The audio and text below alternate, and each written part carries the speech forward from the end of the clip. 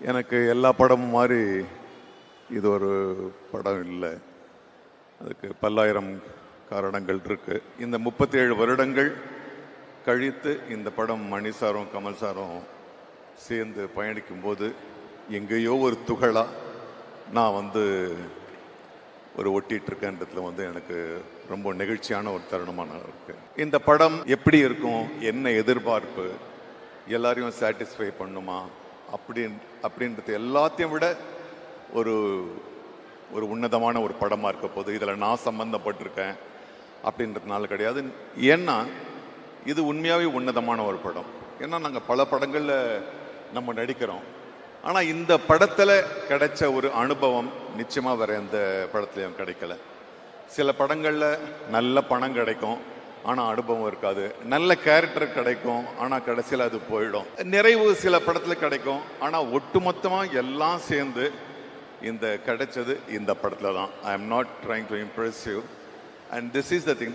இதே தான் எங்கள் எல்லாருக்குள்ளேயுமே பேச்சு. ஏன்னா மற்ற படங்கள் மாதிரி இல்லை. After all this journey of 40 years still I was learning from the first day of this film. ஏன்னா 37 வருஷத்துக்கு முன்னால நான் மணி சார் கமல் சார் இயக்குனதை நான் பார்த்துருக்கேன். 37 வருஷங்கள் கழிச்சு அவங்க ரெண்டு பேரும் கண்ணுக்கு கண், they don't talk, they just communicate with the eyes. அவ்வளோ ஒரு டெலிபத்திக் கம்யூனிகேஷன். அவங்க நானு அசோக் செல்வன் சிம்பு ஒரு சீன் பண்ணோம்.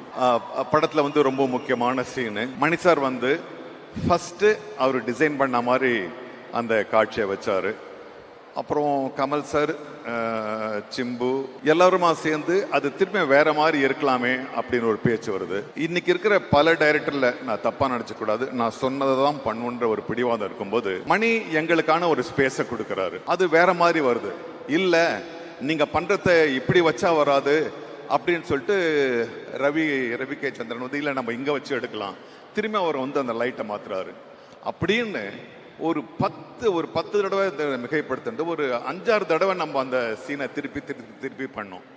ஸோ இந்த ஒரு அறிவு முதிர்ச்சி, இவ்வளோ ஒரு பயணத்துக்கு அப்புறம், இவ்வளோ ஒரு வெற்றிகளுக்கு பிறகும் ஒரு ஆக்டருக்கான ஸ்பேஸ் ரொம்ப நாளாக கிடைச்சது.